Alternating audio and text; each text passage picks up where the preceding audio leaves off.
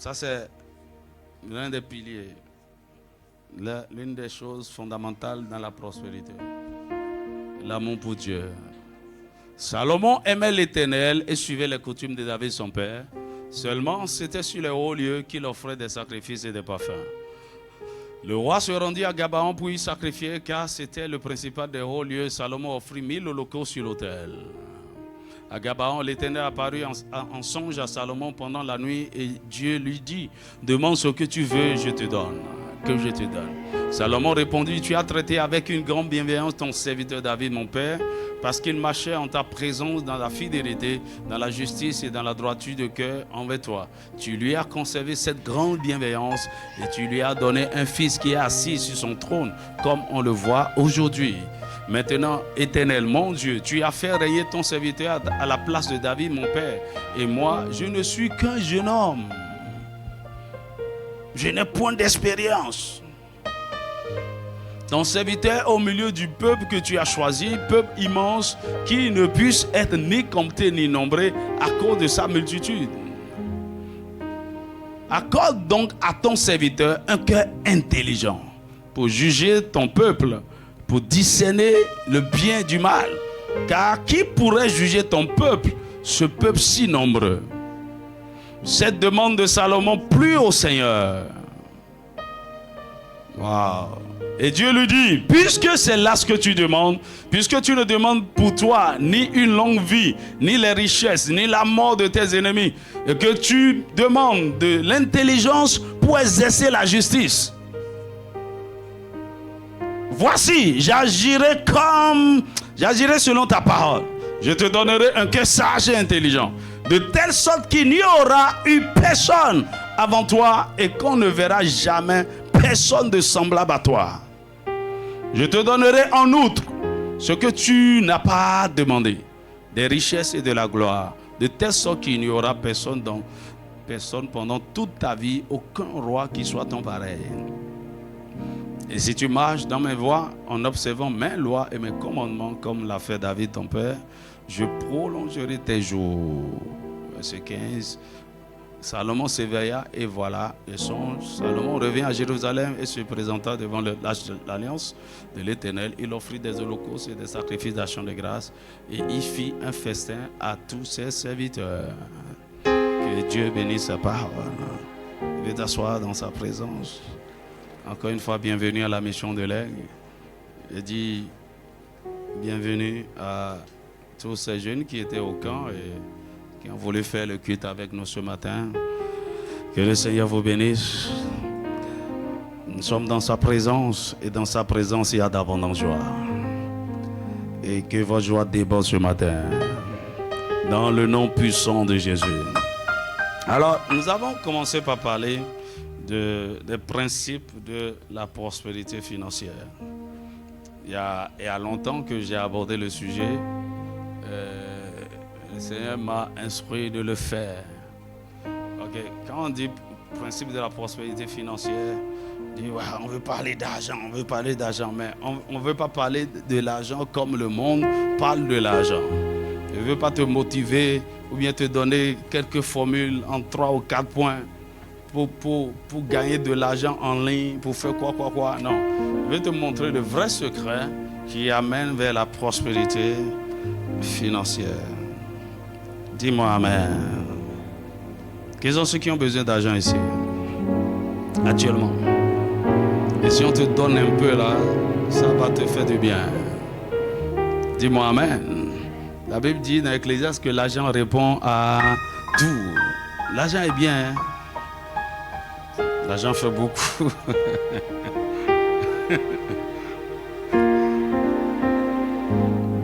Mais le problème, c'est que tout le monde a besoin d'argent, mais nous n'avons pas la bonne approche pour que l'argent dont nous avons besoin nous localise. Et c'est ce que le Seigneur veut nous révéler durant cette série. Dis-moi un vrai amen. Alors, il faut garder ceci en esprit et avoir une révélation, une conviction par rapport à ça. C'est que c'est la volonté de Dieu que tu sois prospère. Dis-moi amen. Et quand je dis prospère, tu vois, quand je dis prospère, tout ce que tu vois c'est l'argent. Non. La prospérité c'est plus que ça. C'est pourquoi il a insisté, je souhaite que tu prospères à tous égards. Comme prospère l'état de ton âme. Et que tu sois en bonne santé, comme prospère l'état de ton âme. Donc la prospérité est d'abord spirituelle. La prospérité est d'abord émotionnelle. La prospérité est d'abord physique, c'est-à-dire par rapport à la santé. Et si, surtout, vous êtes prospère spirituellement, et la prospérité spirituelle commence par Jésus. Dis à ton voisin, ça commence par Jésus. Tu as Jésus dans ta vie, tu as posé la fondation. Tu viens de poser la bonne fondation pour prospérer. Ça commence d'abord par le fait d'avoir le Saint-Esprit et de commencer par croître spirituellement. C'est-à-dire quoi? Autrement dit, ça commence par le fait de savoir que tu es disciple et que tu travailles pour être accompli. Dis-moi amen. Maintenant, tu ne dois pas t'attarder seulement à la dimension spirituelle. Il y a la dimension émotionnelle. Il dit comme prospère l'état de ton âme. C'est au niveau de ton âme qu'il y a tes émotions. Donc la prospérité est d'abord émotionnelle. Dis-moi amen.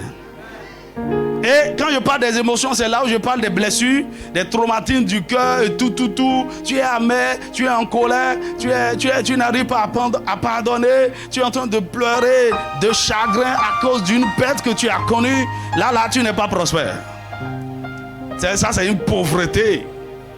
Mais Satan prend avantage sur ça.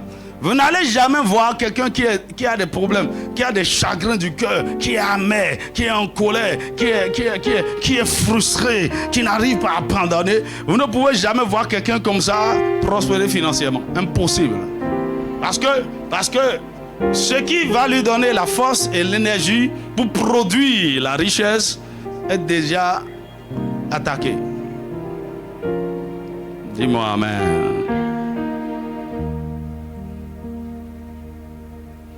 Donc, quand je vois surtout les parents discuter avec un jeune hier soir, je dis, vraiment, Seigneur, il faut que tu nous aides à régler ce problème. Parce que, selon le standard du monde, c'est comme si la vie n'est que physique. Ok? Et que tout ce dont nous avons besoin, c'est d'aller à l'école, avoir des diplômes et trouver un boulot. Non. Tu vois, on est conscient que tu as besoin d'éducation. C'est pourquoi on t'a envoyé à l'école. Mais l'éducation à l'école là développe seulement ton intellect. Dis avec moi intellect. Ça ne développe même pas tes émotions, même ton mental. L'intellect et le mental, c'est deux choses différentes. Tu vas voir les gens avec doctorat, ils sont bêtes dans la tête. Excusez-moi, bêtes. Parce que la vraie intelligence, ça vient de la parole de Dieu. Dis-moi un vrai amen. Comment tu vois un professeur d'université en train de courir derrière les petites filles de les faire doubler. Vas-y, non, elles ont refusé de coucher avec. Ça, c'est pas un professeur, c'est un nain. Mentalement, c'est un idiot. Ça n'a pas grandi. Est-ce que tu me suis? Donc, non, on nous envoie à l'école, on est content, ouais. Maintenant, tu vas avoir ta licence maintenant. On vient même à la cérémonie. Là. Tu as un diplôme, tout le monde est content. Waouh! Ah, félicitations! Jette le chapeau. Ouais! On fait des photos. Qu'est-ce que ça veut dire? Rien du tout. Rien. Maintenant, on commence par... j'ai mon oncle là, tu iras en stage chez lui. Il m'a dit, il va te trouver de l'emploi dans... Et on met la pression, On dit, ah, bon, il a commencé par travailler. Et puis en même temps, il est en train de faire son master. Il est en train de... Mon ami, on est en train de mettre la pression pour détruire sérieusement quelqu'un. Ok, et c'est que ce que je dis là, tu ne vas pas trop aimer. Mais c'est la vérité. Dis-moi un vrai amen. Et donc, quand tu ne fais rien, je disais au jeune homme hier, il dit quand tu ne fais rien, et tu as pris un temps pour travailler sur ta croissance spirituelle, ta croissance émotionnelle, ta croissance mentale, selon le monde, tu ne fais rien. Tu es paresseux. Mais l'homme est esprit, âme et corps. Et le développement doit être holistique. Tout. Et tu as passé 13 ans à l'école juste pour avoir un papier. Donne un an à Dieu, par exemple, pour avoir une maturité spirituelle, pour être guéri émotionnellement, pour être stable. On n'a pas le temps pour ça. C'est pourquoi je disais aux jeunes, je vais créer ce centre-là, par la grâce de Dieu. À un moment donné, capturer les jeunes, les enlever du système, de l'école, de tout. Un an au pied de Jésus. Dis-moi amen. Non seulement pour qu'ils soient sauvés proprement. 2, pour qu'ils soient guéris. Pour qu'ils comprennent le sens de la vie. Et maintenant que l'on pose les 5 fondations essentielles pour leur vie. Après cela, on dit maintenant, il faut partir. Il faut aller n'importe où tu veux dans la vie. Dans le monde, tu vas réussir. Tu vois, je parlais avec un jeune homme, il a eu son bac. Et ses parents s'apprêtent à l'envoyer au Canada. J'ai peur. Mais tu es content, tout est calé, il va au Canada. Si j'avais le pouvoir, je le maintiens ici pendant 3 ans. C'est pas ça le succès. Jeunes gens, réveillez-vous. Votre vie est d'abord spirituelle, émotionnelle. Tu vois, pendant toute une année, l'année 2010, moi, je me suis enfermé. J'ai arrêté tout. Études, activités, boulot, quoi. J'ai tout arrêté. Et le Seigneur veut te chercher. Et du matin au soir, quand je me lève, je prends ma Bible, je lis. J'ai plein de livres que j'achetais, je lisais, je priais. Mais c'était sérieux. Quand je me réveille tous les jours, je ne vais nulle part. Je travaille chez moi. Je me réveille tous les jours à 5 heures. Je fais ma dévotion matinale. À 8 heures, l'étude commence. Et je travaille jusqu'à midi, 13 heures. Je prends une pause. Pour la plupart du temps, je jeûnais. Parce que je n'avais pas assez d'argent pour manger. Donc, stratégiquement, je jeûnais. Tout ce que j'avais, j'investissais dans la connaissance. J'achetais des livres. Ok. Mes amis m'appellent. Ben, tu es où? Ben, tu deviens quoi même? Je ne sais pas. Qu'est-ce qui t'est arrivé? Ton affaire de Jésus là, vraiment.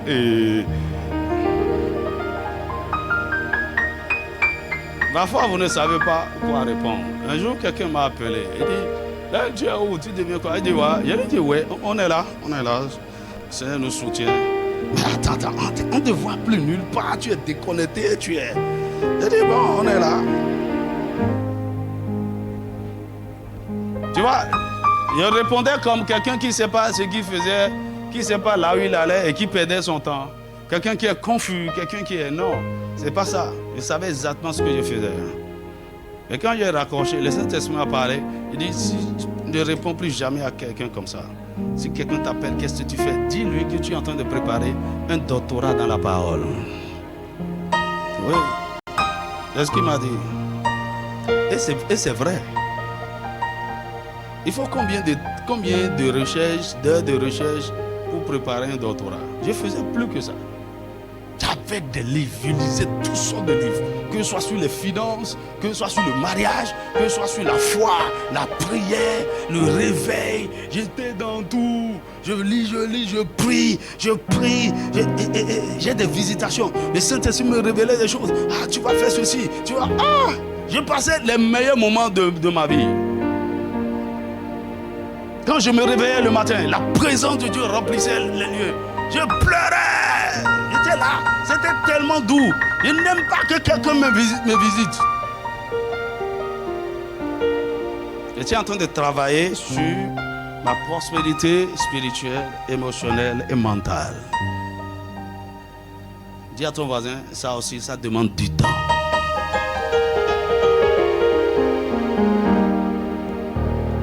Dis-moi Amen.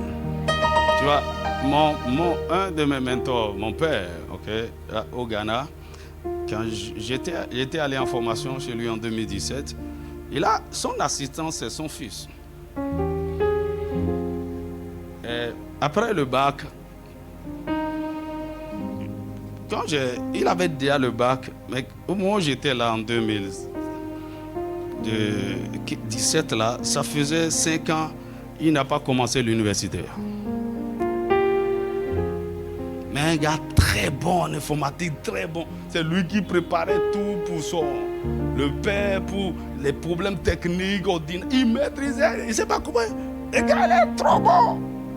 Il suivait le père partout, il voyageait, il faisait. J'ai dit, mais attends, pourquoi? Il dit, ouais, d'abord, quand ils ont prié, ils ne savent pas exactement ce qu'ils doivent faire. Dieu même ne sait pas. Il dit, le père aussi, c'est pas clair. Il a beaucoup de capacités, mais on ne veut pas se précipiter. Mais au même moment, le père dit, non, toi là, il faut que je te forme. Donc tu me suis partout. Donc on l'a équipé. Enfin, pendant ce temps-là, il a compris clairement ce qu'il devait faire, comment ça doit se faire, avec qui ça doit se faire. Et quand il est allé à l'université, l'université même lui a sauté de classe. Oui, le gars était trop intelligent, son niveau là, c'est... Je ne sais pas comment ils ont fait. Ils lui ont fait un truc rapide là. Ils l'ont envoyé en même temps en master. La licence là, ça a duré 1 an. C'est lui qui enseigne des choses aux professeurs. Tu vois? Alors selon nous, on est en train de perdre du temps à ce jeune homme. Non! J'ai dit souvent, quand vous voulez aller loin, vous attendez longtemps avec Dieu. Dis-moi un vrai amen. Et le temps que vous perdez pour connaître Dieu, pour vous connaître en lui et pour grandir en lui, ce n'est pas du temps perdu, c'est du temps sagement investi. Dis-moi un vrai amen. Et c'est le meilleur investissement que vous pouvez faire. Après cela, quand vous allez commencer par récolter, vous serez surpris. Je prie que le Seigneur te donne la sagesse. Alors, regardez le schéma ici. La Bible dit que Salomon était juste au début de la vingtaine, quand il a été établi roi. Et lui-même l'a dit, je suis un jeune homme sans expérience. Mais voici tout ce peuple nombreux et puissant. Il dit, je n'ai pas d'expérience. Je ne connais rien. David, mon père David était trop fort. Un homme de guerre. Moi, David, Salomon veut dire homme de paix. J'ai déjà entendu Salomon aller en guerre. Salomon ne sait pas manier l'épée. Dis-moi amen. Ce n'est pas un homme de guerre. Mais comment il peut maintenir tout le travail que son père a fait et garder la stabilité de la nation et ne pas laisser les ennemis? Parce que c'est David qui a restauré l'intégrité de tout le territoire d'Israël. La sécurité, il a vaincu tout le monde. Tout le monde tremblait devant Israël. Israël était devenu tout puissant. Et David, cet homme grand, ce grand guerrier, ce prophète, ce chante, ce grand leader, il vient de partir. On met là un jeune homme. Et lui-même, il était conscient de ses lacunes. Écoutez, pour aller vite et loin dans la vie, vous devez être conscient de vos lacunes, de vos limites, de votre ignorance, de vos faiblesses. Soyez conscient de ça et demandez de l'aide. Soyez jamais orgueilleux de ouais, les gens vont voir ici. D'ailleurs, son fils Roboam, quand il a pris les rênes, après la mort de Salomon, était un jeune homme insensé. Et sous lui, le royaume a été divisé. Mais Salomon était sage. Mais la première des choses que vous allez constater par rapport à Salomon, vous allez voir que la plupart des textes, surtout au début du livre de Proverbes, ce sont des enseignements de David à son fils Salomon. Dis-moi Amen. Donc quand tu lis, mon fils, sois attentif, mon fils, la sagesse, l'intelligence, mon fils, c'est David qui parlait. Donc Salomon avait capté beaucoup de choses de son père. Mais il voit que son père est trop... Il dit, mais comment je peux remplacer cet homme? J'ai besoin de quelque chose que seulement Dieu peut me donner. Dis-moi un vrai amen. Mais la première des choses, c'est qu'il aimait Dieu comme son père. C'était un fou de Dieu, un dévoué de Dieu. C'est après que cet amour a été corrompu. Il a commencé par aimer beaucoup de femmes. Sinon, au départ, Salomon aimait Dieu. Et à cause de son amour pour Dieu, il est allé à Gabaon offrir 1000 holocaustes. Imaginez, on a tué 1000 bœufs sur l'autel. Qu'on a consumé pour exprimer son amour pour Dieu. Salomon était prospère spirituellement. Mais mentalement, émotionnellement, lui-même il sait qu'il lui manque quelque chose. Donc il a demandé à Dieu, c'est ton peuple. Et tu m'as établi sur ton peuple. Et je veux faire ta volonté. Je ne veux pas conduire ton peuple dans... Mais c'est pas... Si tu ne m'aides pas... Donc c'est pourquoi j'ai besoin d'intelligence, j'ai besoin de sagesse pour exercer la justice, pour faire ce qui est droit, afin que ton nom soit glorifié. Donc ce que Salomon demandait n'avait rien à voir avec lui-même. C'est pour que Dieu soit glorifié et que son peuple soit bien conduit. Dis-moi Amen. Il n'a rien demandé pour lui-même. C'est Dieu lui-même qui a dit, ok, tu n'as pas demandé la mort de tes ennemis, tu n'as pas demandé les richesses, tu n'as pas demandé une longue vie. C'était pas lui qui est au centre. C'était Dieu. C'était le peuple. Et je vous assure, c'est le plus grand secret de prospérité. Si vous mettez Dieu devant, si vous mettez les hommes devant, c'est-à-dire comment servir au mieux les hommes, comment être une bénédiction, et comment Dieu pourra être glorifié par votre service. Il n'y a rien que Dieu ne puisse vous donner. Dis-moi Amen. C'est pourquoi quand il a demandé ça, la Bible dit, cette demande de Salomon plut à l'Éternel. Il dit, waouh! Je ne savais pas que tu étais à ce niveau-là. Il dit, ok, puisque tu n'as pas demandé quelque chose pour toi-même, je vais t'accorder ce que tu as demandé, de l'intelligence et de la sagesse. Mais mieux, je vais t'accorder ce que tu n'as pas demandé. Les richesses, la richesse et la gloire. Tu seras si riche que en ton temps, il n'y aura aucun roi comme toi. Autrement dit, c'est Dieu lui-même qui a voulu, qui a décidé que Salomon soit un homme riche. Dis-moi Amen. Salomon n'a pas demandé. Mais comment Dieu trouve quoi? Il trouve quel plaisir dans le fait qu'il donne la richesse à un homme qui ne l'a pas demandé. Tu vois là où il y a le problème. Là où toi tu es, depuis là tu es en train de demander, il ne te donne pas. Mais voici quelqu'un qui ne demande pas et il lui donne. Dis à ton voisin, ne demande pas l'argent, ne cherche pas l'argent. Cherche Dieu et demande la sagesse et tu seras riche. C'est un principe. Dis-moi un vrai amen. Donc c'est Dieu lui-même qui prend l'engagement d'enrichir, de rendre prospère. Alléluia. Jeunes gens, poursuivez Dieu. Cherchez à connaître Dieu. Cherchez à être sage. Cherchez à être intelligent. Cherchez à honorer Dieu. Et vous serez surpris de ce qu'il va faire avec vous. Aujourd'hui, les gens sont vides spirituellement, vides émotionnellement, blessés. c'est-à-dire vivant dans toutes sortes de déséquilibres émotionnels. Et ils sont en train de chercher l'argent. Parce que selon les standards du monde, c'est ce que tout le monde est en train de chercher. Et tu es en train de chercher, tu trouves, le monde va t'honorer. Mon ami, ne sommes pas dans ce schéma. Aide-moi à dire à ton voisin, sors de ce schéma-là. L'enfant de Dieu ne cherche pas l'argent. On cherche Dieu. Et l'argent nous cherche. On cherche Dieu. Et l'argent nous suit. On cherche Dieu. Et l'argent met une pression sur nous. Dis-moi amen. Alors donc, c'est Dieu lui-même qui a voulu que Salomon soit roi. Par conséquent, il est de la volonté de Dieu de voir ses enfants riches. La Bible dit, il prend plaisir dans la prospérité de ses serviteurs.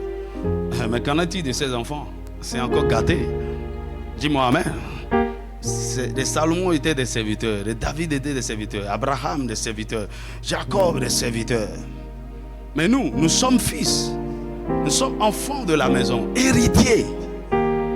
Notre histoire doit être différente, non? Dis-moi un vrai amen. Alors donc, pourquoi Dieu veut nous voir prospères? Pourquoi il veut nous donner de la richesse et de la gloire? Premièrement, c'est pour confirmer son alliance envers nos pères sur la terre. C'est pour confirmer son alliance. C'est pour confirmer son alliance. Dieu est un Dieu d'alliance. Et quand il veut marcher avec... Quand tu commences par marcher avec lui et tu es sérieux, Dieu va rentrer en alliance avec toi. Quand un peuple est sérieux avec lui, Dieu rentrera en alliance avec lui. Donc, l'alliance, c'est au-delà d'un contrat.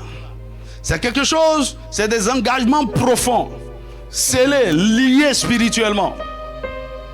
Et qui amènent les deux parties à honorer à certains engagements, des responsabilités, des obligations. Et quand chacun fait sa part, il y a une conséquence qui suit. Dis-moi amen. Donc quand vous rentrez dans les Écritures, dans Genèse chapitre 12, verset 1 à 3, et Genèse chapitre 17, verset 1 à 8, vous allez voir les thèmes de l'alliance de Dieu avec Abraham. Et en même temps, il dévoilait les conséquences. Il dit, je te rendrai grand. Je ferai de toi une grande nation. Tu seras béni. Toutes les familles de la terre seront bénies en toi. Dis-moi amen. Et quand vous arrivez dans Genèse chapitre 26, verset 2 à 5, il renouvelle l'alliance qu'il a faite avec Abraham, avec Isaac. Ok? Pratiquement dans les mêmes mots, dans les mêmes thèmes. Mais ce qu'on retient, c'est qu'il leur disait, il va les rendre riches et puissants s'ils obéissent aux clauses de l'alliance. La même chose avec Jacob. Genèse chapitre 28, versets 10 à 15. Il renouvelle l'alliance. Et effectivement, que ce soit Abraham, que ce soit Isaac, que ce soit Jacob et après Joseph, ils étaient des hommes riches et puissants. Je lisais un document une fois où quelqu'un a essayé d'évaluer la richesse d'Abraham. C'est des trillions, en termes de trillions de dollars. Abraham était puissamment riche. Alors voilà nos pères dans la foi. Dis-moi amen. Et maintenant, parce qu'il a fait une alliance avec nos pères, et selon l'alliance, leurs descendants sur plusieurs générations seront aussi bénis, et que Dieu ne viole jamais son alliance, il est obligé de continuer par bénir les descendants d'Abraham, de les rendre riches et puissants pour confirmer qu'il était entré en alliance avec le Père. Et tu me suis? Ça veut dire quoi? Le fait que Dieu continue de rendre prospères les fils d'Abraham que nous sommes par Jésus-Christ aujourd'hui. Dis-moi amen. Et nous ne sommes pas des juifs selon la chair, mais nous sommes des juifs selon l'esprit. La Bible dit, il nous a connectés, il nous a branchés. Et donc tous ceux qui sont en Jésus sont devenus la semence d'Abraham, héritier selon la promesse. Dis-moi un vrai amen. Maintenant, pour que Dieu, le fait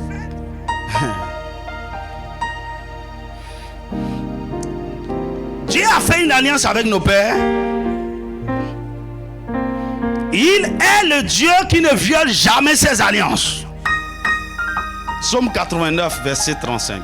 Il dit, je ne violerai point mon alliance et je ne changerai pas ce qui est sorti de mes lèvres.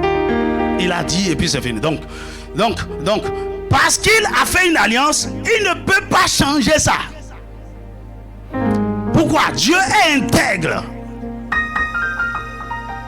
Dieu veille sur sa réputation. Dis-moi un vrai amen. Donc, à cause de sa réputation, de son honneur et de sa gloire, il est obligé de maintenir l'alliance. Et par conséquent, tout descendant d'Abraham qui va continuer par respecter les clauses de l'alliance qu'il a nouée avec les pères, Dieu est obligé de le bénir, de le rendre prospère matériellement et financièrement. Pour prouver qu'il est un Dieu juste et vrai, il est droit. Ce qu'il a dit, il le fera. Donc, la première raison pour laquelle Dieu nous rend prospères et nous bénit, ce n'est pas à cause de nous. C'est à cause de sa propre gloire, à cause de son intégrité. C'est un signe qu'il donne de oui, je suis le Père, le propriétaire de l'or et de l'argent, et je continue de bénir les hommes. Et puisque je suis un Dieu d'alliance, quiconque respecte l'alliance sera béni. Pour qu'on sache que je suis un homme intègre.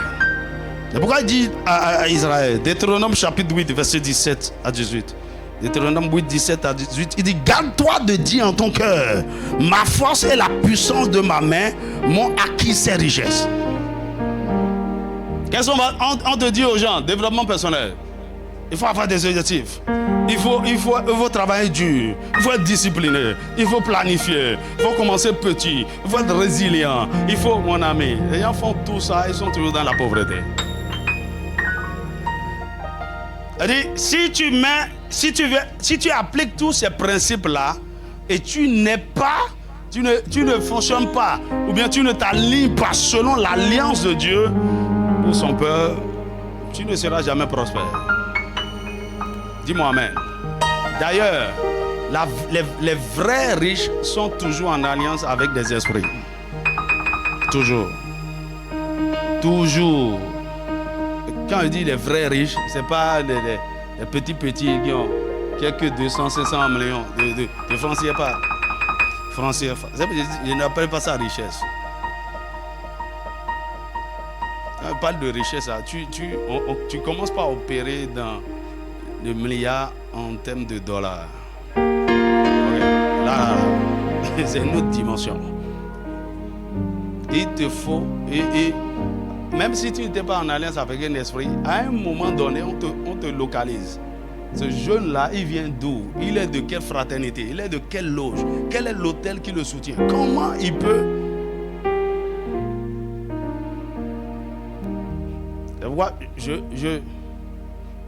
On va peut-être, quand on va commencer par parler des piliers, parce qu'après ça, je vais te parler des fondements de la prospérité financière et les piliers. Dans les piliers, on va revenir sur les alliances. Vous ne pouvez pas vous enrichir si vous n'êtes pas en alliance personnelle avec Dieu. Dis-moi un vrai amen. Donc, il leur disait, Israël, vous allez devenir riche, vous allez devenir puissant, mais gardez-vous de dire que non, c'est parce qu'on a travaillé dur, on était intelligent qu'on a eu ça. Non. Il dit, souviens-toi de l'Éternel ton Dieu, car c'est lui qui te donnera de la force pour les acquérir. Il te donnera de la force pour les acquérir. Il te donnera de la force. Donc, il y a une force surnaturelle, il y a une grâce, il y a une notion que Dieu libère sur ceux qui sont en alliance avec lui pour acquérir ou bien créer de la richesse. Pour faire quoi? Regarde le texte là. Afin, il dit, je le ferai afin de confirmer. Dis avec moi, confirmer. Comme il le fait aujourd'hui, son alliance qu'il a jurée à tes pères. Et pour confirmer que le Dieu d'Abraham est aussi votre Dieu. Point. Donnez-moi Lévitique chapitre 26, verset 9. Lévitique chapitre 26, verset 9.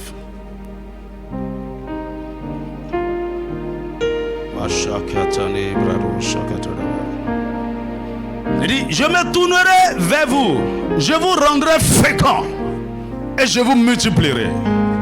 Et je maintiendrai mon alliance avec vous. Vous serez fécond, vous allez vous multiplier de partout.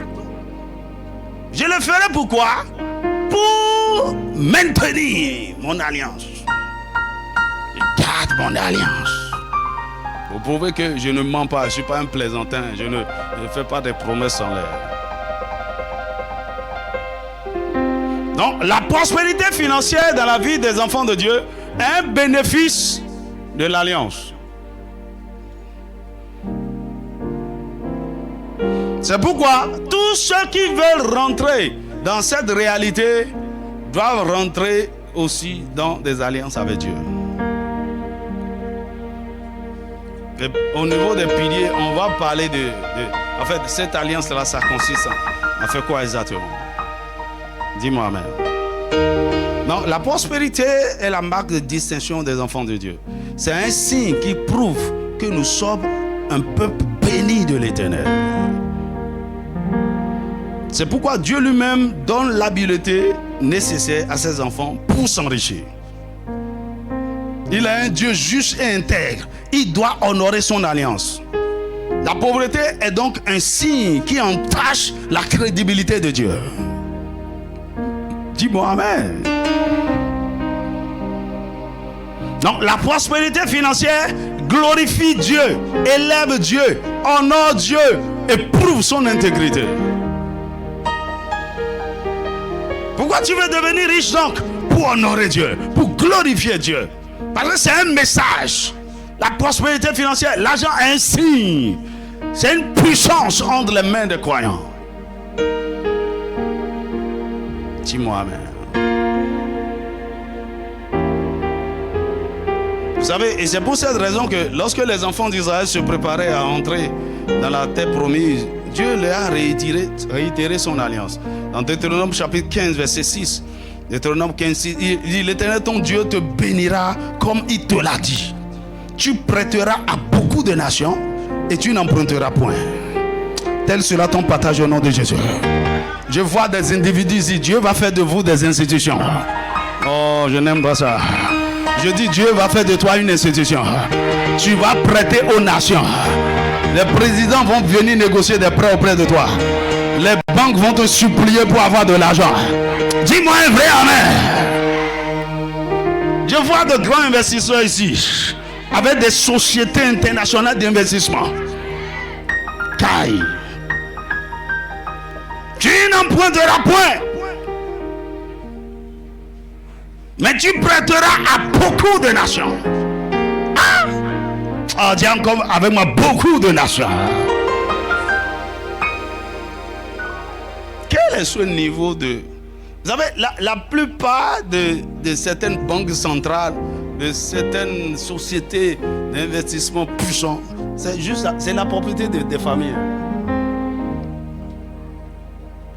Donc les nations viennent prêter l'argent chez eux. Je te vois rentrer dans cette dimension. Il dit, tu domineras sur beaucoup de nations. Et elles ne domineront point sur toi. C'est bon, écoutez-moi, les vrais riches du royaume ne sont pas encore sur la terre.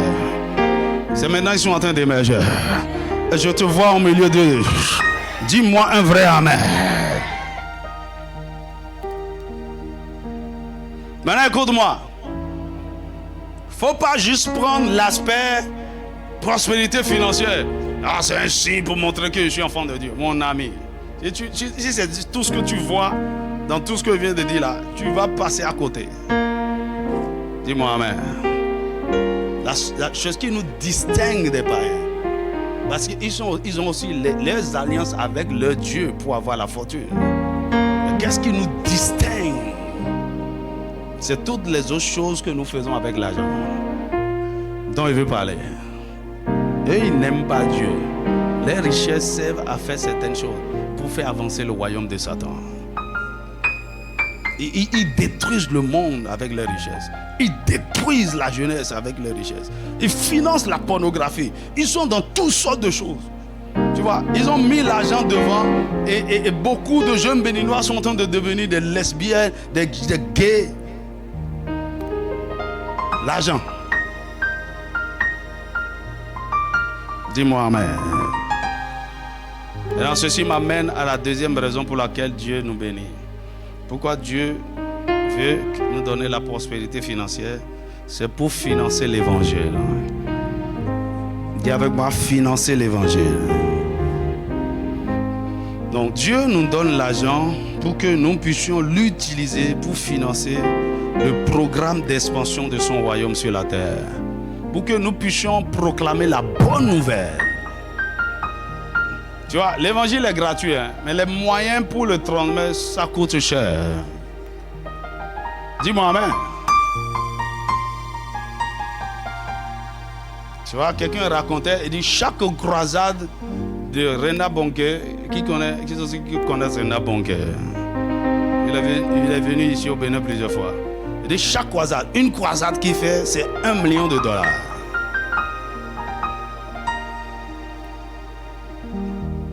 Tout ce qui déploie la logistique, toute son équipe, non, ça c'est tout.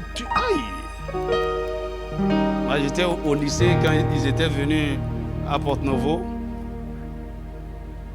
et ils ont utilisé le stade Charles de Gaulle en face du lycée.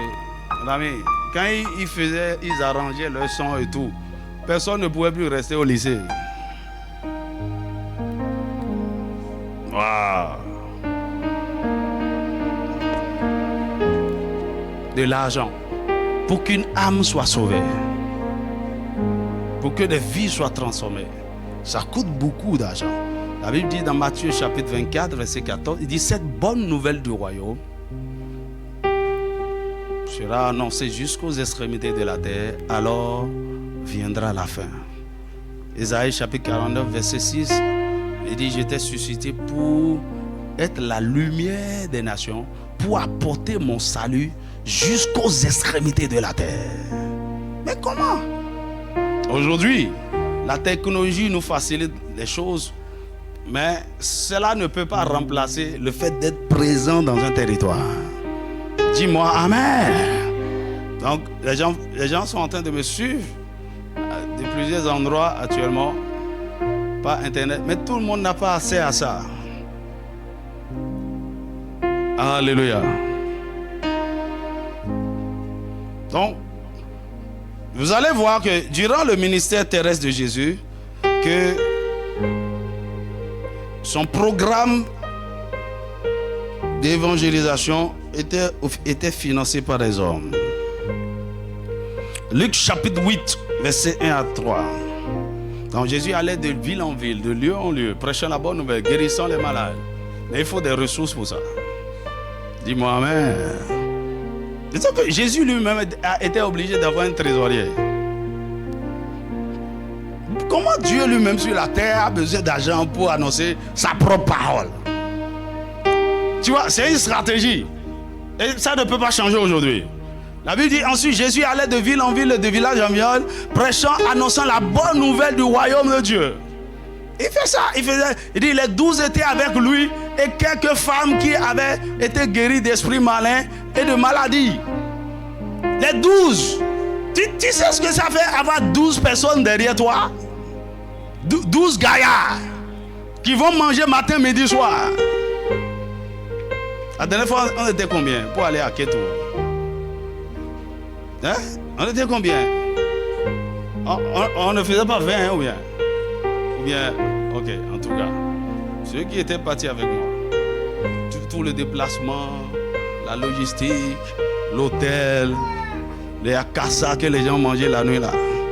Ceux qui ont mangé akassa avaient 112. Et ils ont bissé. Je vous voyais. Depuis ma chambre, je vous voyais.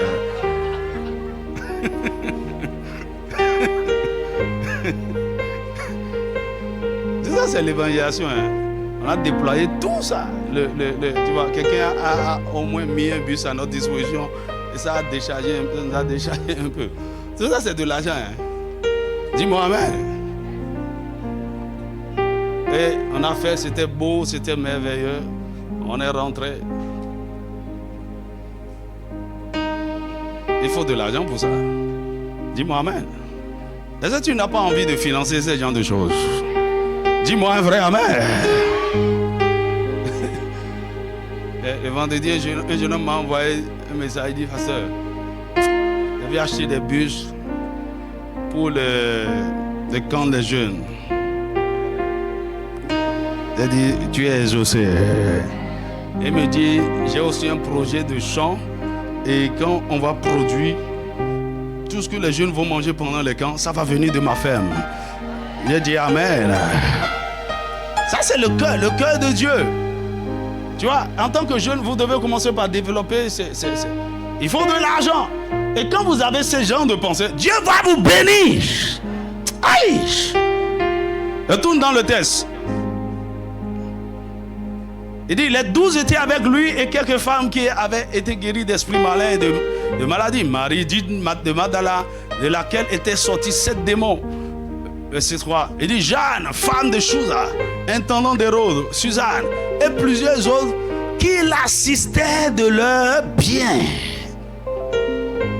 Quand tu lis d'autres versions, il dit, il y a certaines femmes de distinction qui étaient dans l'équipe de Jésus. Mais elles n'étaient pas juste présentes. Elles apportaient, ils assistaient Jésus de leur substance, de leur bien. Dis-moi amen. Je prie que le Seigneur suscite des femmes de distinction, des femmes de valeur, des femmes qui ont du poids, des femmes qui ne vont pas toujours dire attends, je vais demander à mon mari. Que le Seigneur suscite des femmes qui ont du poids.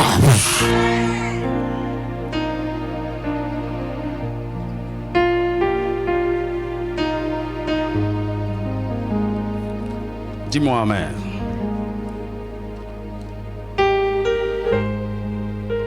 L'évangile a besoin de ressources. Et la stratégie que Jésus a mis en place, c'est de faire passer les ressources, ces ressources-là, à travers des hommes, à travers les disciples du royaume. D'accord?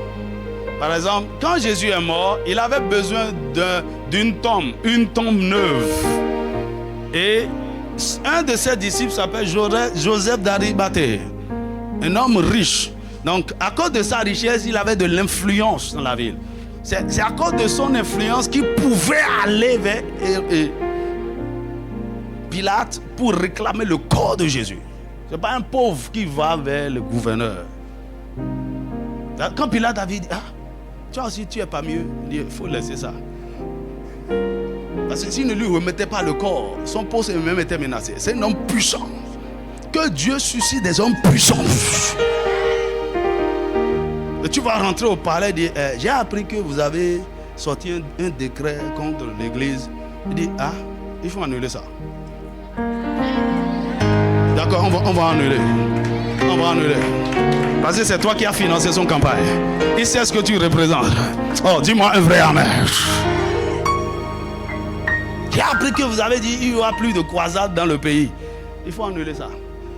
Il faut faire sortir un décret, il faut annuler. Mon ami, il y a des hommes puissants qui facilitent l'évangile. Des hommes riches que les politiciens peuvent écouter. Dis-moi un vrai amen. Donc l'évangile a besoin d'argent. Pour que l'évangile aille jusqu'aux extrémités de la terre, il faut y investir beaucoup de ressources. Et Dieu a mis et veut mettre ces ressources financières dans la main des serviteurs fidèles. Est-ce qu'il y a des serviteurs fidèles ici? De bons intendants du royaume. Il faut de l'argent pour former, équiper et envoyer des disciples. Donnez-moi Romains chapitre 10, verset 14 à 15. Romains 10, 14 à 15. Écoutez, développez ce cœur-là dès maintenant pour annoncer la bonne nouvelle. Tu vois, on a ce projet, c'est l'argent qui nous freine. Mais ça va s'accomplir. On veut avoir quelques bus et commencer par parcourir tous les campus du pays. Tous les campus du pays chaque année. On fait des conférences, on fait des croisades. Il faut de l'argent.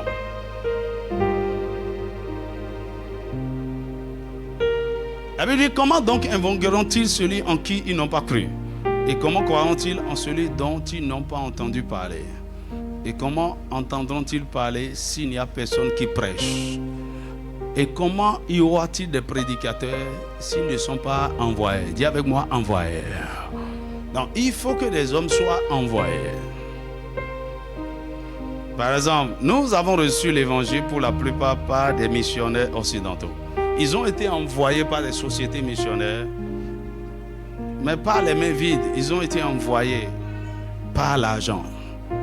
Les gens ont mobilisé des ressources pour les envoyer. Certains sont venus, non pas seulement pour annoncer l'évangile, mais pour construire des hôpitaux, des écoles, pour apporter des forages d'eau. Ils ont été envoyés. Maintenant, avant de les envoyer, il faut les recruter. Il faut les former. Il faut les équiper. Tout ça, c'est de l'argent. Dis-moi amen. Il faut de l'argent pour envoyer des missionnaires. Il faut de l'argent pour construire des églises. Il faut de l'argent pour équiper des disciples. Il faut de l'argent pour imprimer des Bibles. Il faut de l'argent pour déployer la technologie aujourd'hui. Bientôt, on aura de façon officielle notre chaîne de télévision sur satellite. Oh, dis-moi un vrai amen. On a déjà tout ce qu'il faut. Le budget, tout est là. On anticipe sur certaines choses. Et on sait que l'argent va venir. Dis-moi un vrai amen. Donc, le Seigneur nous demande de nous focaliser sur ça, sur sa maison. Tu vois, lorsque le Seigneur commence par vous bénir et vous ne faites pas attention à ça, il risque de souffler sur la bénédiction. Mais quand vous avez à cœur ça, l'évangile, comment les gens seront sauvés? Comment? Tu vois, tout le monde ne peut pas aller à Tukuntunan pour annoncer l'évangile. Mais je peux envoyer quelqu'un là-bas par mon argent. Je suis aussi missionnaire. Dis-moi amen. Je n'ai pas peut-être pas l'argent, mais je peux intercéder. Bien.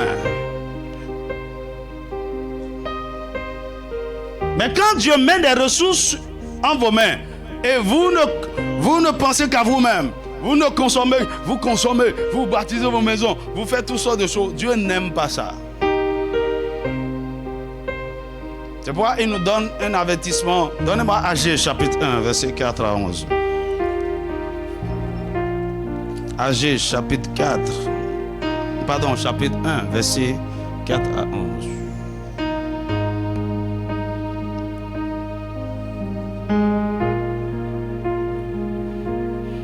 Est-ce que quelqu'un peut lever sa main droite et dire, Seigneur, fais de moi un pilier financier pour le royaume.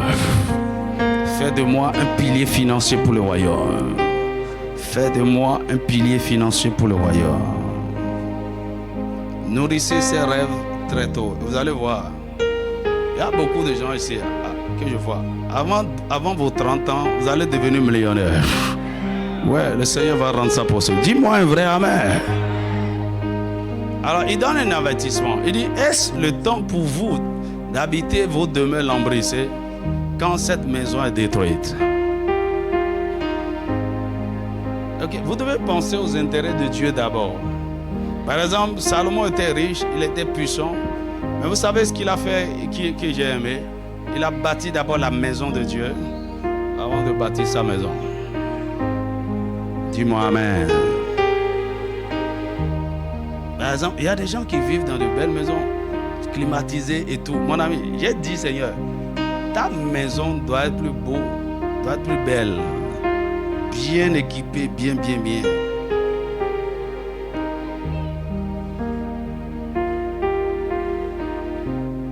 Ça, c'est ma mentalité.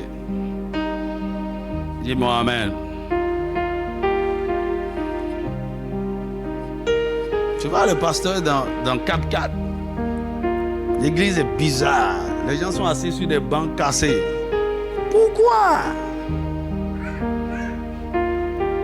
Dis à ton voisin, c'est Dieu d'abord.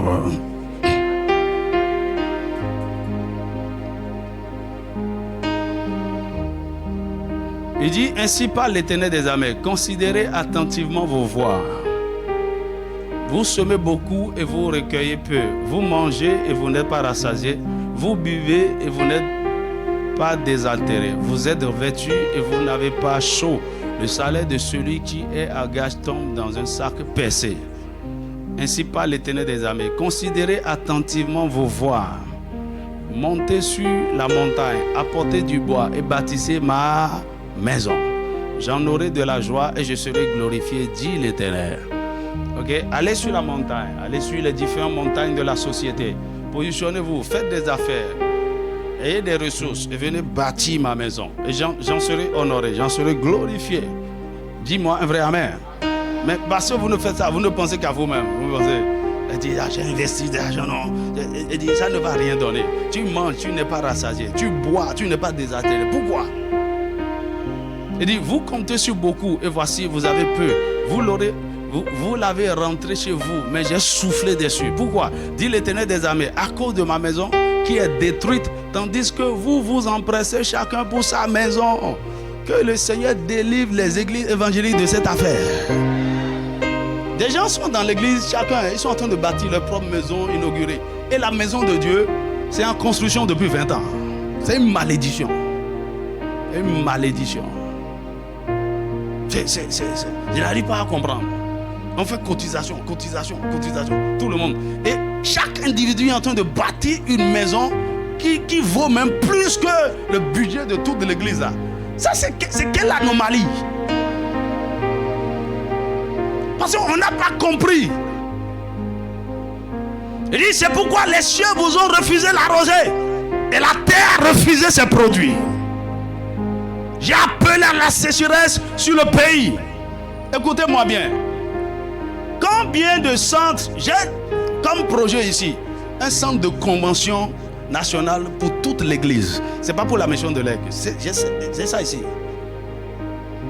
C'est-à-dire construit avec une modernité dernier cri. Toute église qui veut faire convention, il peut venir là.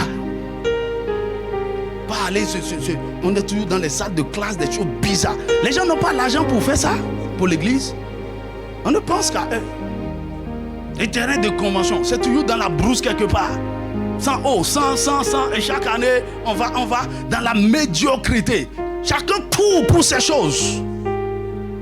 Que le Seigneur renouvelle les mentalités. C'est pour ça que l'église est pauvre. Écoutez, commençons par faire ça. Vous allez voir comment Dieu va visiter l'église. Parce que il sait, les gens ne pensent qu'à eux.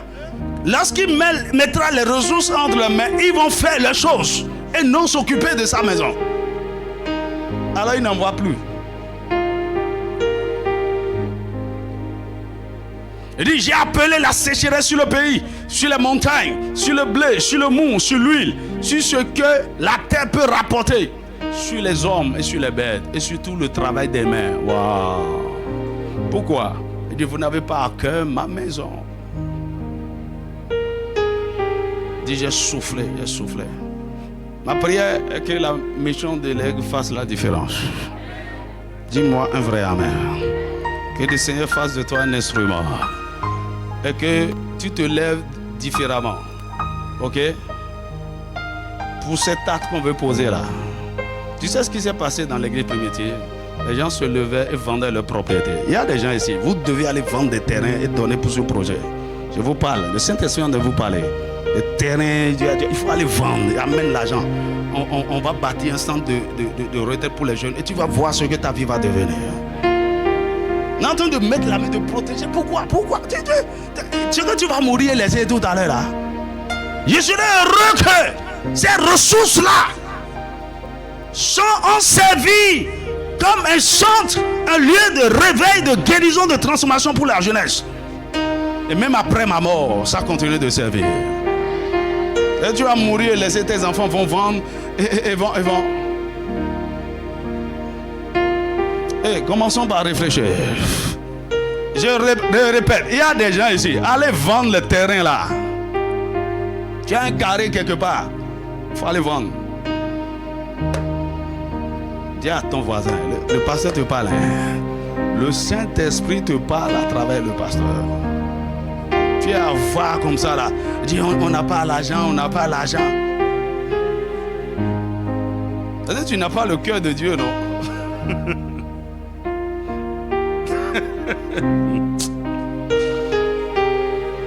Il dit les disciples vendaient leurs propriétés et apportaient. Chacun court pour sa maison. Chacun pour ça. Non, j'ai mis de l'argent là. C'est dans un compte bloqué. J'ai déjà bloqué. Il faut bien bloquer.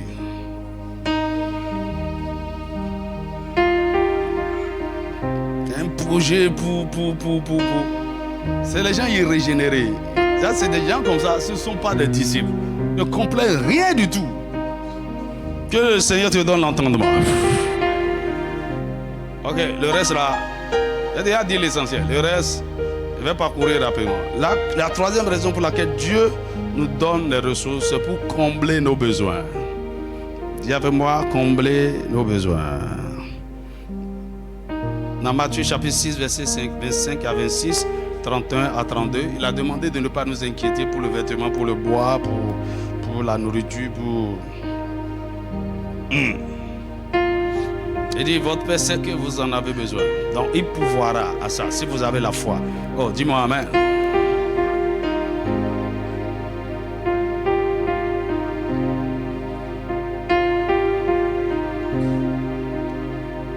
Quand Israël sortait de l'Égypte, Dieu l'a amené effectivement dans une terre où il y avait tout.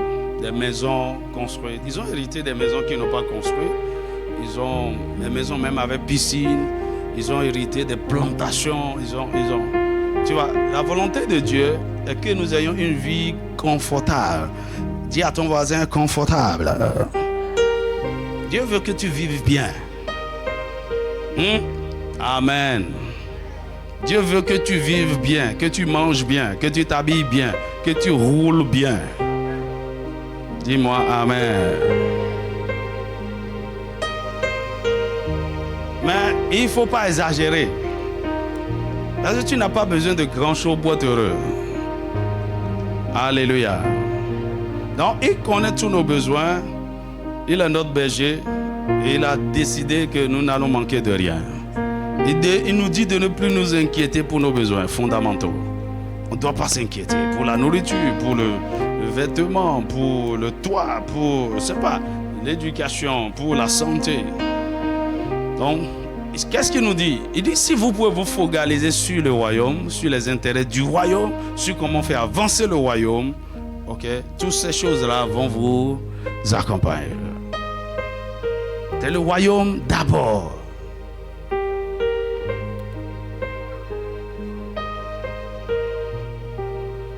2 Corinthiens chapitre 9 verset 8, il dit, il peut aussi vous combler de ses dons les plus divers. Ainsi vous aurez en tout temps amplement ce qu'il vous faut, et il vous restera encore du superflu pour toutes sortes de bonnes œuvres. Dis-moi Amen. Toutes sortes de bonnes œuvres. Vous aurez tout ce qu'il faut pour être à l'aise amplement. Et il y aura du réserve. Dis-moi un vrai Amen. Donc Dieu veut s'occuper de ça. Maintenant, faut pas que la poursuite de ça là soit ta préoccupation. Dis-moi Amen. Non. J'étais à Boaké dans une église. Je crois que ça fait 6 000 ou 7 000 places. Une grande église, bien construite. Mais ce que j'ai remarqué, il y avait beaucoup, la plupart c'est des jeunes. Et quand on a fini le culte, Celui qui m'a invité m'a amené dans le bureau du pasteur. Et il m'a regardé, il dit, oh, j'ai envie de te bénir. Il m'a donné l'argent. J'ai fait exprès de refuser parce que non, en temps normal, c'est pas normal. Il dit, je sais pas, j'ai envie de semer dans ta vie. Non, j'ai dit, c'est moi qui devrais semer. Et quand il insistait, celui qui m'a invité a pris l'argent. Mais quand on est sorti, j'ai dit, mon gars, il dit, je pensais que tu ne voulais pas. J'ai dit, non, comment?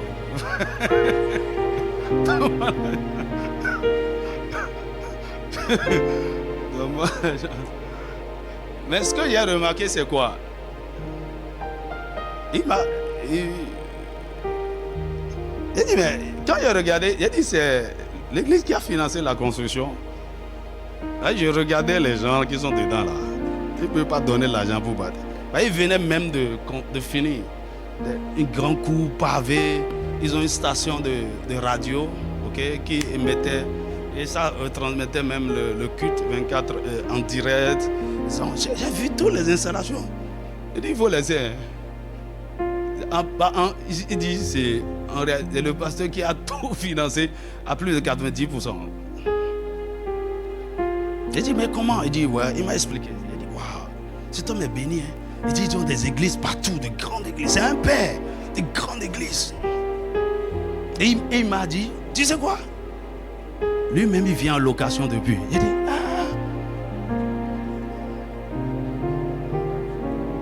il a construit des églises partout, ça dit. Et dans la semaine, il m'a amené quelque part, en périphérie de Boaké. Une belle maison. Quand j'ai vu la maison, j'ai dit, waouh, ça c'est maison. Il me dit, c'est la maison du pasteur. Certains de ses fils se sont mis ensemble. On est en train de lui construire ça. Il y a piscine dedans, il y a tout. Il dit, on veut le faire sortir de la location. Il dit, si lui avait remis l'argent, il allait prendre pour bâtir une église quelque part. Mon ami, c'est ça la vraie vie. Dis-moi un vrai amen. Que le Seigneur te donne le cœur pour le royaume. Quand tu fais ça, lui-même s'occupe de toi.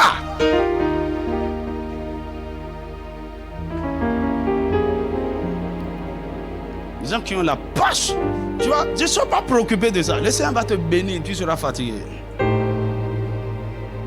Mais sois en train de faire avancer le royaume de Dieu. La quatrième raison pour laquelle Dieu nous donne les ressources, c'est pour accomplir de bonnes œuvres. Accomplir de bonnes œuvres. C'est-à-dire faire du social, soutenir les pauvres, les orphelins, répondre aux besoins sociaux de la communauté. Par exemple, il dit dans Proverbes chapitre 19, verset 17, celui qui a pitié du pauvre prête à l'Éternel, qui lui rendra son œuvre. Dis-moi amen. Il a dit à Abraham, je ferai de toi une source de bénédiction. Ça veut dire quoi? Dieu nous bénit pour que nous soyons une source de bénédiction. En réalité, Dieu est la source de toute bénédiction. La seule source d'ailleurs. Mais il peut nous bénir et transférer la source en nous pour que nous bénissions d'autres. Dis-moi amen. Maintenant, écoute-moi bien. Je vais te dire ceci, vrai. Il y a des gens, Dieu veut les bénir, mais pas directement. Il veut passer par toi. Il veut passer par des hommes. Il y a des gens que Dieu veut élever. Il a mis leur élévation entre tes mains. Il y a des gens, Dieu veut changer leur histoire. Il t'a confié ça. Il y a des enfants qui ne peuvent pas payer leur scolarité. Il t'a ordonné de créer une fondation pour payer, pour donner de la bourse à ces enfants déshérités. Il y a des enfants qui n'ont plus de parents. Ils sont orphelins. Ils veulent que tu t'occupes d'eux. Dis avec moi des bonnes œuvres. Ayez ça en esprit. Tu vois, cette année, j'ai dit par la grâce de Dieu, je vais multiplier les gens pour qui je paie la scolarité.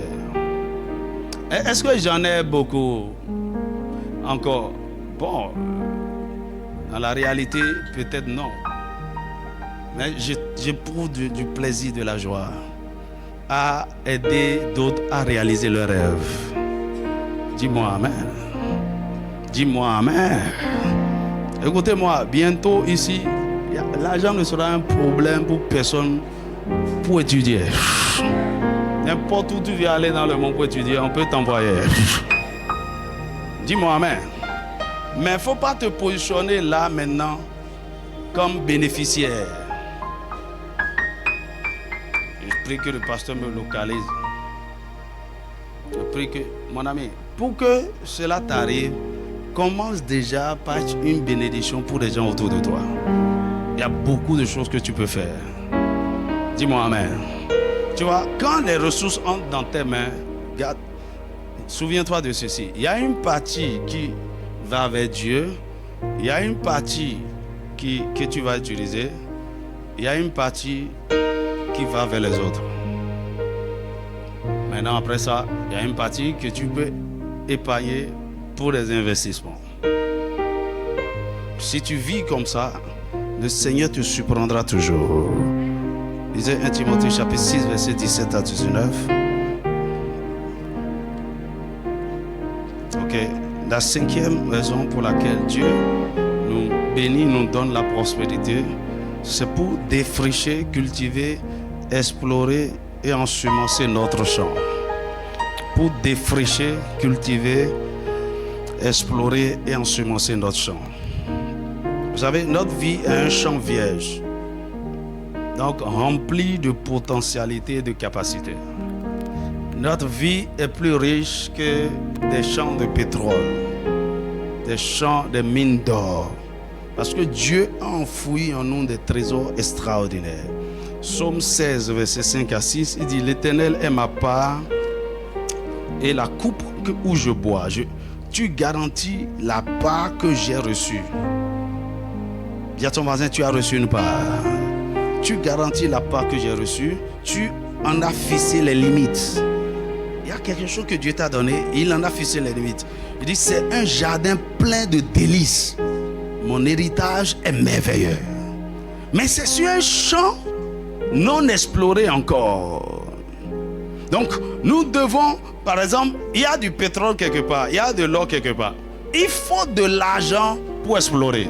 La raison pour laquelle les Occidentaux prennent avantage sur nous par rapport à nos ressources, c'est parce qu'on n'a pas les moyens pour les exploiter nous-mêmes.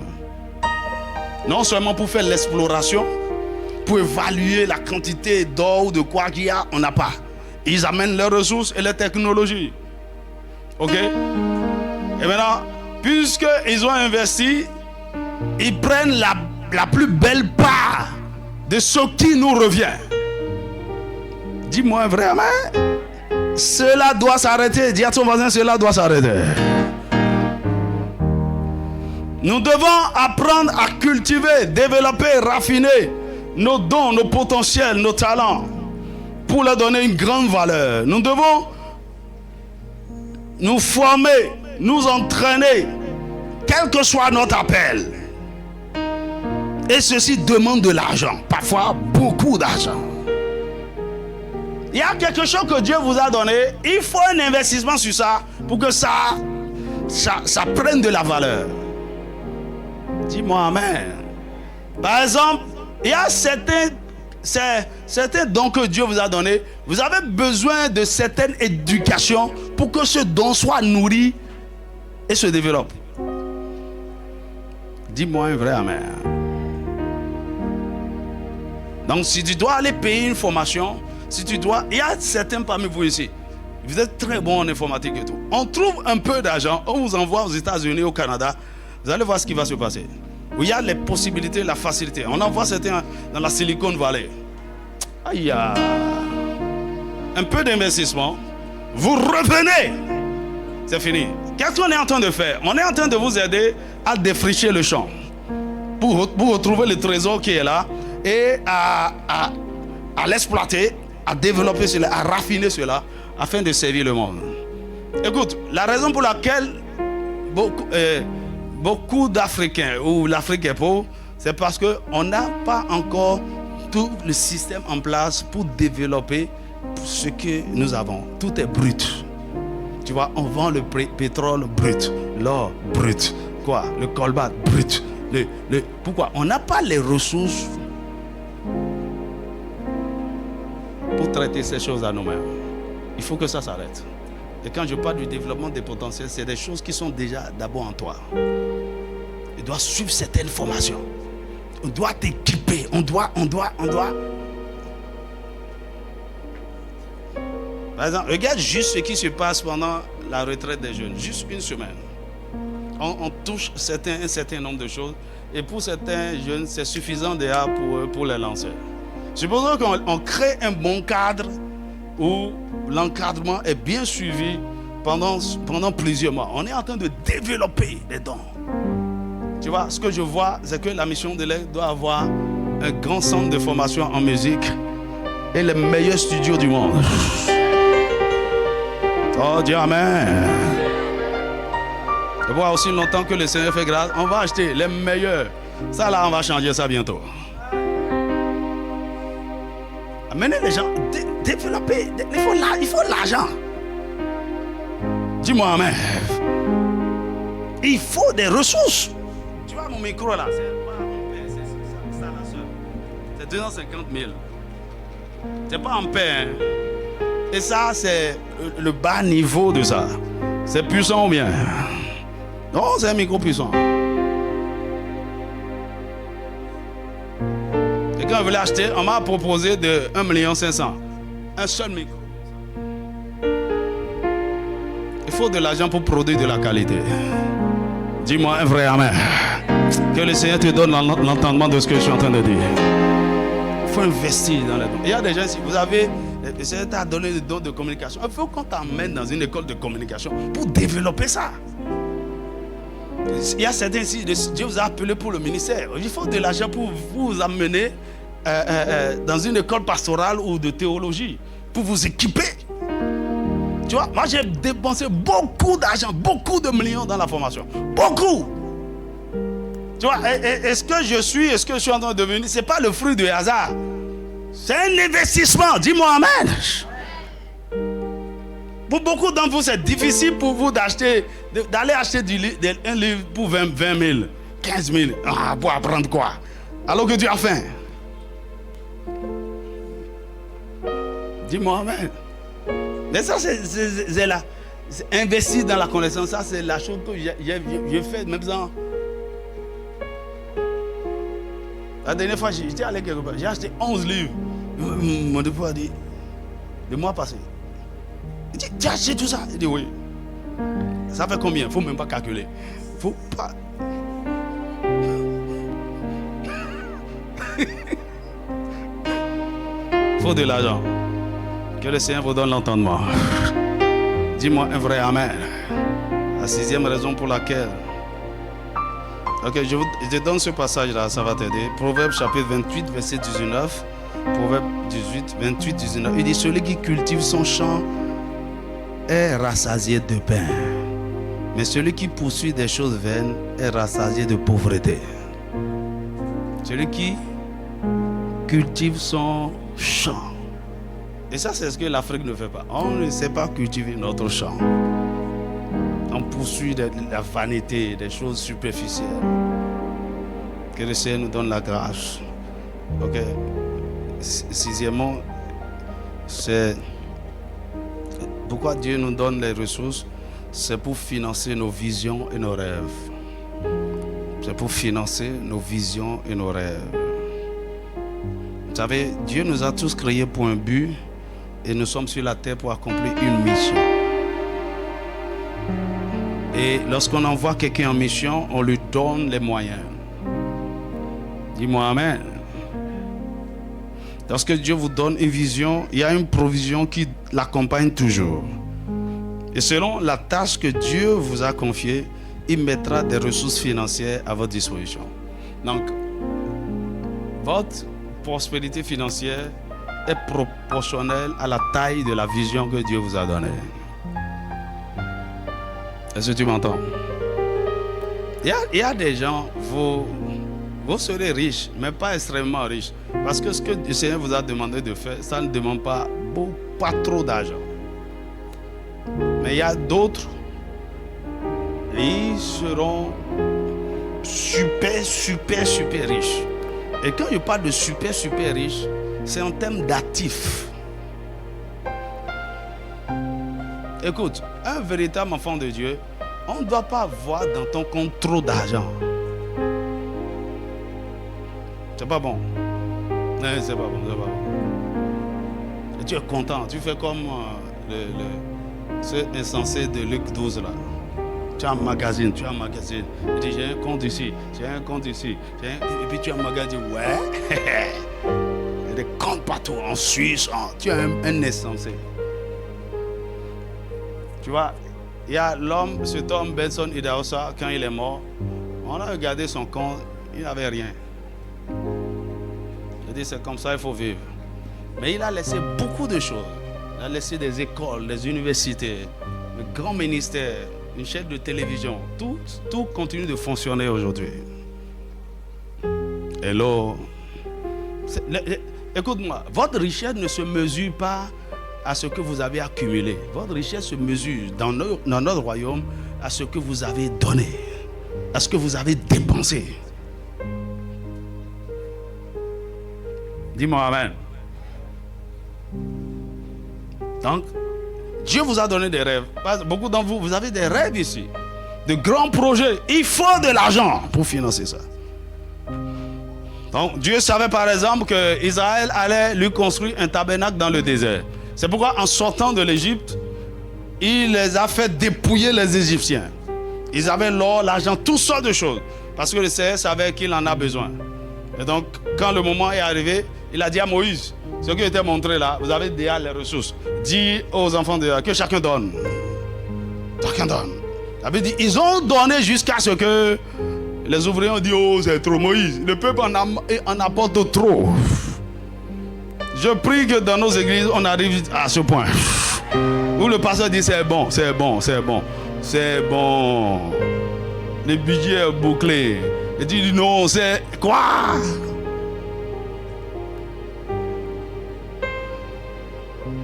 Dis-moi amen. Que le Seigneur vous accorde la grâce.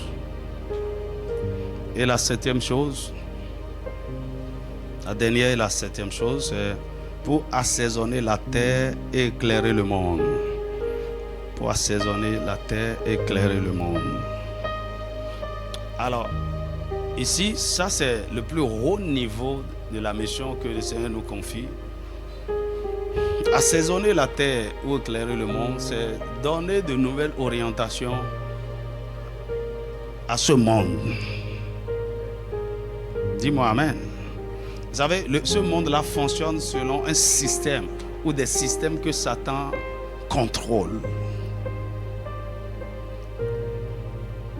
Et il contrôle pourquoi? Parce qu'il contrôle les ressources surtout. Il contrôle les finances. Il contrôle la politique. Il contrôle. Maintenant, nous avons besoin d'une certaine ressource pour pouvoir changer les normes.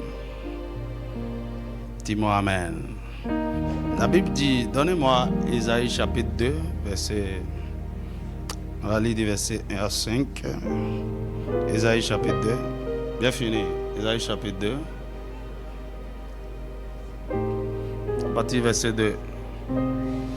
Il arrivera dans la suite des temps que la montagne de la maison de l'Éternel sera fondée sur le sommet des montagnes, qu'elle s'élèvera par-dessus les collines et que toutes les nations y afflueront. Donc, l'Église va s'élever au-dessus de toutes les autres montagnes, que ce soit de l'économie, de la politique, des médias et tout.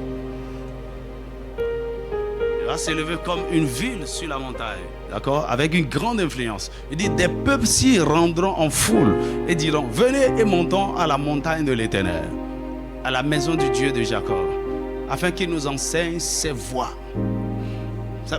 Pourquoi le monde va venir vers l'église pour qu'on leur enseigne nos voies?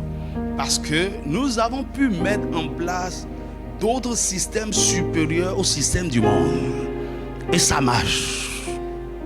Dis-moi amen. Et donc, pendant que le système est en train de s'effondrer et ne peut plus le soutenir, ils constatent que l'Église a un meilleur système. Nous avons un meilleur système de santé. Nous avons un meilleur système éducatif. Nous avons un meilleur système politique. Nous avons un meilleur système politique. Non, ils viendront à notre école. Mon ami, pour mettre en place ça, il faut beaucoup de ressources. Dis-moi amen. Tu vois, par exemple, pour changer le système éducatif, bon, c'est vrai, on peut opérer comme le sel, nous infiltrer, d'accord, et nous dissoudre dans le système et commencer par changer les valeurs. Mais le mieux, c'est de laisser ce système gâté là et établir un autre système parallèle. Ok? Et au fil du temps, ils voient que notre système là est meilleur.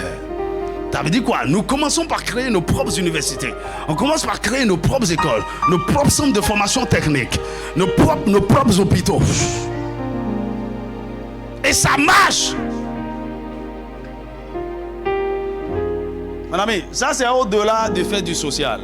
Ça c'est de grandes ressources pour changer les nations.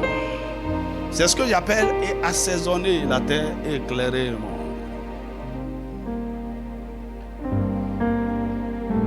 Les gens y afflueront. Il dit, des peuples s'y afflueront en foule et diront, venez et montons à la montagne de l'Éternel, à la maison du Dieu de Jacob, afin qu'il nous enseigne ses voies et que nous marchons dans ses sentiers. Donc l'Église va devenir pionnier dans beaucoup de domaines maintenant. Il dit, car de Sion sortira la loi et de Jérusalem la parole de l'Éternel. On va changer les lois. Par exemple, il y a une prophétie sur le Bénin qu'on doit réinventer ou recréer notre système judiciaire. Ce système qui avait été taillé selon le système judiciaire français. Il faut des ressources. Que le Seigneur te donne la sagesse. Et que tu te lèves à cette dimension d'intelligence, de lumière et de domination. Mon ami, de l'autre côté, il pense domination des nations et des générations. Il faut que de l'Église, il y a des gens qui commencent par penser ainsi. Dominer les nations et dominer les générations.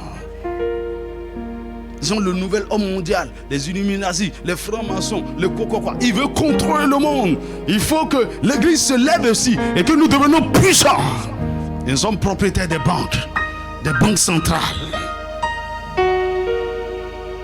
Il y a un domaine qui est pourri, je dis Seigneur, accorde-nous la grâce de changer ça. C'est le système bancaire, trop pourri.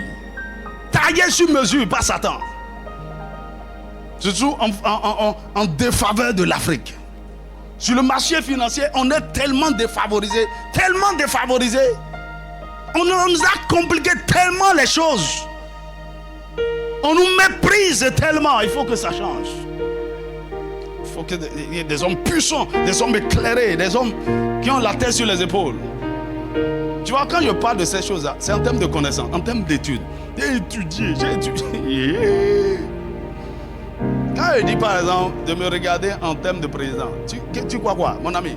J'ai la tête qu'il faut pour aller là-bas. Oh ouais. Et c'est pas fini, je continue de me préparer. Je dis, forme-toi dans tous les domaines. Tu veux qu'on parle des finances économiques? Viens, on va parler. Tu veux qu'on parle quoi? Politique, on parle quoi? On parle de quoi? C'est ça les fils de Dieu. Vous devez vous développer dans tout. Je ne lis pas que la Bible. Même si c'est le livre que je lis le plus. D'ailleurs, tout se trouve dedans. Dis-moi un vrai amen. Tu vois, les systèmes de nos nations sont en ruine. Totalement en ruine. Tout est en train de tomber. C'est pourquoi la Bible dit, Ésaïe 61, verset 4, il dit, tes fils rebâtiront sur d'anciennes ruines. Ils releveront d'antiques décombres. Ils renouvelleront des villes ravagées, dévastées depuis longtemps. Nous sommes des reconstructeurs. Reconstruire, c'est-à-dire changer totalement même les fondations sur lesquelles nos nations sont établies. Là, il faut des hommes forts et puissants fort et puissant. Dis-moi un vrai amen. L'église du temps de la fin que Jésus va venir chercher est une église qui domine, est une église triomphante, est une église qui contrôle les affaires du monde. La Bible dit les dominations, les autorités, Éphésiens chapitre 3 verset 10, connaîtront à travers l'église la sagesse infiniment variée de Dieu. Que le Seigneur nous accorde la grâce afin que nous puissions redresser nos pays. Dans Isaïe 49, il dit, il fit alliance avec le pays afin de relever le pays. Relever le pays, c'est de ça qu'il s'agit. Relever nos pays, il le sent, et les amener dans le vrai développement selon le plan de Dieu. Que le Seigneur te bénisse. Incline ta tête, commence à venir de Seigneur.